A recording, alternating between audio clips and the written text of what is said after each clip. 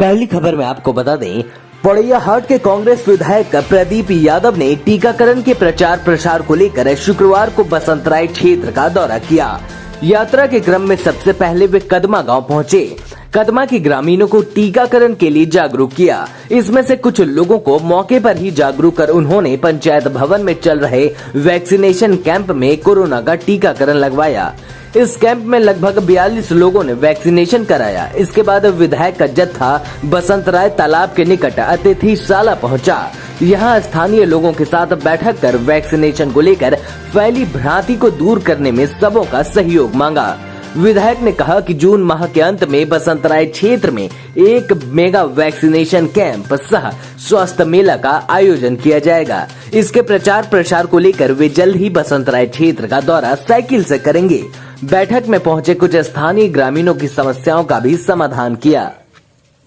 थोड़ा भ्रम, थोड़ी भ्रांति जो मैं आज 2-3 गांव में रुकते हुए आया हूं, जो सुना हूं आम जनों से, खुद उसके मुख से, तो कुछ लोग डरे हुए हैं, सहमे हुए हैं। लोगों का एक ही आग्रह है कि भाई अगर जांच करा के आप वैक्सीन लगवाते हैं तो काफी संख्या में लोग जुटेंगे। तो जो इस क्षेत्र में खास करके सामाजिक क्षेत्र में काम करने वाले तमाम लोग हैं, उन लोगों से हमने राय विचार किया है और सबका आग्रह कि जिस प्रकार से आपने पोड़ैयाहाट में एक मेगा स्वास्थ्य मेला लगाया था, जिसमें जांच की भी व्यवस्था, जिसमें अन्य डॉक्टर चिकित्सा की सुविधा, फिर विकास के कुछ जो बड़े बुजुर्ग हैं उनके वृद्धा पेंशन आवेदन, तमाम चीजों की सुविधा के साथ एक मेगा कैंप लगाया जाए तो हमें लगता है कि बड़ी तादाद में लोग जुटेंगे। तो हम सबों ने निश्चय किया कि इसी महीने के अंतिम सप्ताह में हम यहाँ के जिला प्रशासन से बात करेंगे और एक बड़ी संख्या में चिकित्सकों से भी आग्रह करके यहाँ बुलाने का अच्छे चिकित्सकों को प्रयास करेंगे और एक मेगा कैंप लगाएंगे। उसी क्रम में हम आए हुए थे। हमें लगता है कि वह अपने आप में अद्भुत होगा और हमें लगता है कि जो अब तक जितने लोगों ने पार्टिसिपेट नहीं किया पूरे जिले में, सबसे अधिक बसंतराय आगे आएगा और उसी सिलसिले में आज मेरा आना हुआ था। उसी क्रम में कुछ जो क्षेत्र की अन्य चीजें हैं उसकी भी हमें जानकारी मिली है। उन तमाम चीजों का, जैसे कि कई जगहों पर स्वास्थ्य भवन अधूरा है, यहाँ प्रखंड रहते हुए भी सामुदायिक स्वास्थ्य केंद्र जो बनना चाहिए अब तक नहीं बना है। फिर कुछ जगहों की सड़कें खराब है, टूटी फूटी है। केवा जैसी बस्ती जो 2500 आबादी की बस्ती है, उस गांव में अब तक सड़क नहीं पहुंचा है। इन तमाम समस्याओं को हमने समेटा है। हम एक एक करके इन समस्याओं का भी समाधान करने का प्रयास करेंगे। प्रदेश सरकार में बड़ी जिम्मेदारी मिलने की बात चर्चा में है, क्या कहेंगे सर उस पर आप? देखिए, हम तो एक छोटे से आदमी हैं और आप जानते हैं कि मैं खेत खलियान का आदमी हूँ, गाँव का आदमी हूँ। जो मुझे जिम्मेवारी देती है उसे निभाने का प्रयास करूंगा। अगली खबर में आपको बता दें, आज दिन शुक्रवार को पोड़ैयाहाट विधानसभा के देवदाण मंडल में किसानों के समर्थन में 1 दिवसीय धरना खेत में जाकर दिया गया। कार्यक्रम की अध्यक्षता मंडल अध्यक्ष चमकलाल मंडल की अध्यक्षता में संपन्न हुआ, जिसमें मुख्य रूप से जिला मीडिया प्रभारी बीमंत शाह उपस्थित थे। टैक्स के माध्यम से राज्य के किसानों का धान जो है खरीद हुआ था, जिसके की भुगतान हुआ ही नहीं अभी तक। अब ये नया 2021 का आज ये समझ जाइए कि जून महीने में किसान अब खेती कैसे करेंगे, उनको बीज चाहिए, उनको खाद चाहिए। ऐसे स्थिति में जो है मात्र पिछले बार भी वित्त मंत्री जो है कच्चा धान का कर वो बोल दिए कि हम जो है राजस्व का नुकसान नहीं कर सकते हैं। धान 2 दिन बिक्री हुई, अब जो बिक्री भी हुई वो किसान कुछ लोगों के खाते में मात्र पैसा आया। केंद्र इस बार सरकार बोल रही है कि हम सबको पैसा भेज रहे हैं, लेकिन पैसा अब तक किसानों के खाते में नहीं आया है। इस कारण से हम लोग 1 दिवसीय पूरे राज्य में आज ये हम लोग 1 दिवसीय धरना खेत में करने वाले थे और ये धरना आज हम लोगों का पूरी तरह से संपन्न रहा।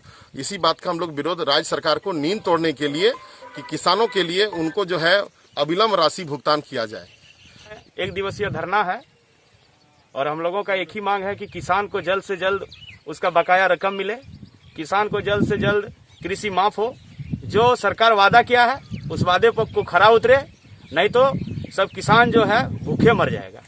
इसलिए सरकार से आग्रह करते हैं कि आप किसान पर ध्यान दें और किसान को बीज दें, ताकि जून महीने में वो अपना खेती कर सके और अपने बच्चे को पाल पोस सके, ताकि जो स्थिति अभी लगातार 2 साल से जो कोरोना महामारी में किसान जो पीड़ित हैं उसको देखने वाला ये सरकार नहीं है। अब वक्त हो चला है एक छोटे से ब्रेक का। मिलते हैं ब्रेक के बाद। अगर आपके गांव में बैंक नहीं है तो अच्छा मौका है सीएसपी खोलकर 10 से 20 हजार रुपए महीना कमाने का। बेरोजगार रहने से अच्छा है क्यों ना कोई रोजगार ढूंढा जाए। इजी कैश पॉइंट मौका दे रहा है बहुत ही कम खर्च में सीएसपी यानी कि ग्राहक सेवा केंद्र खोलने का। सीएसपी आईडी लेकर अनेकों सुविधाएं आप ग्राहक को दे पाएंगे। आधार कार्ड से सभी बैंकों का पैसा निकालने की सुविधा, बैलेंस चेक करने की सुविधा, मनी ट्रांसफर सेवा द्वारा किसी भी बैंक में पैसा भेजने की सुविधा, मिनी स्टेटमेंट की सुविधा।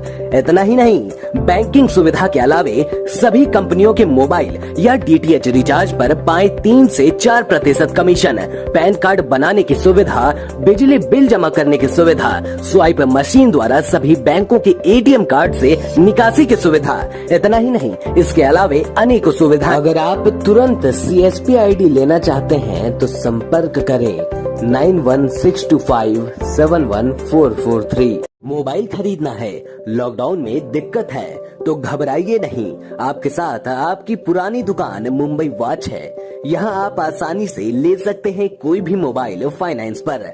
साथ ही साथ आपको मिलेगा हर एक मोबाइल काफी किफायती कीमत पर, चाहे वो MI हो, चाहे वीवो हो, चाहे वो रियलमी हो।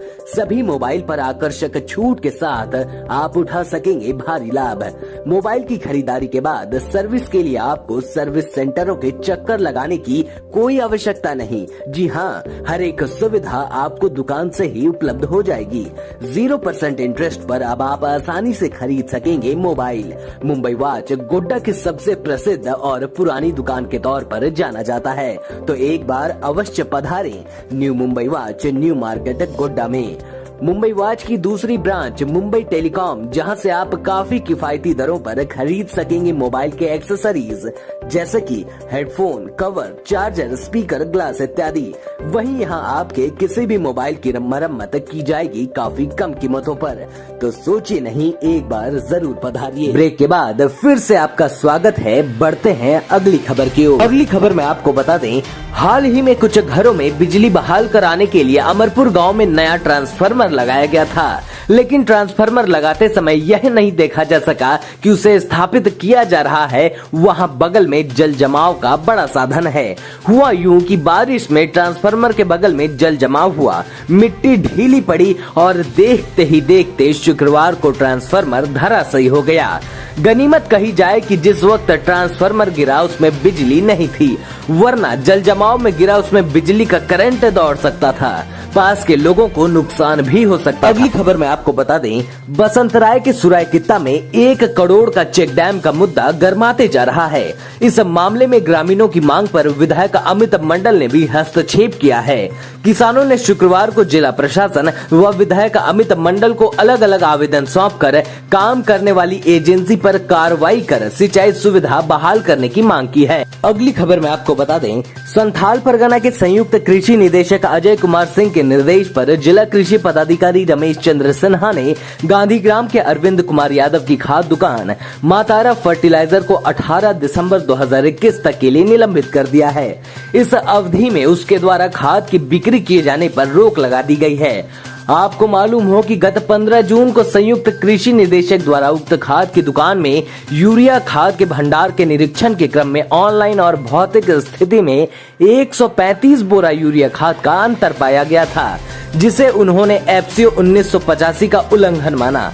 फलतः अरविंद कुमार यादव के लाइसेंस को दिसंबर 2021 तक के लिए निलंबित कर दिया गया है।